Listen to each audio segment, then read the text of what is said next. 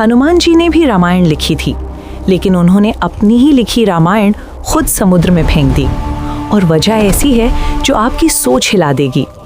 रावण वध के बाद जब भगवान राम अयोध्या लौट आए तो हनुमान जी चले गए हिमालय। वहाँ बर्फीली चोटियों के बीच वो गहरी तपस्या में लीन हो गए। लेकिन तपस्या के बीच भी उनके मन में बस एक ही नाम गूंजता था, राम राम राम। और उसी भक्ति में डूबकर हनुमान जी ने एक शिला पर अपने नाखूनों से लिखनी शुरू की रामायण। सोचो, कलम नहीं, कागज नहीं, सिर्फ नाखून और अटूट भक्ति।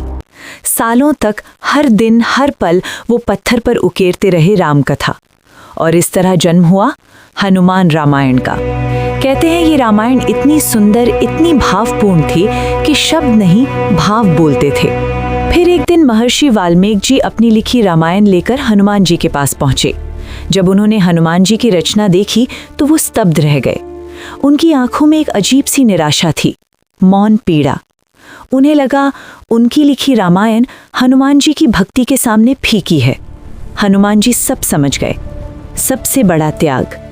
उन्होंने कुछ नहीं कहा, बस एक कंधे पर वाल्मीकि जी को बैठाया और दूसरे कंधे पर अपनी लिखी रामायण, और दोनों को लेकर पहुंचे समुद्र के किनारे। अगले ही पल हनुमान जी ने अपनी पूरी रचना उस पत्थर सहित समुद्र में फेंक दी।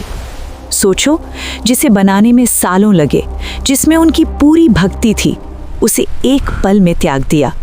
क्योंकि उनके लिए अपनी रचना नहीं, वाल्मीकि जी की प्रतिष्ठा ज्यादा महत्वपूर्ण थी। यही है सच्ची भक्ति, जहां अहंकार नहीं, सिर्फ समर्पण होता है। अंतिम रहस्य।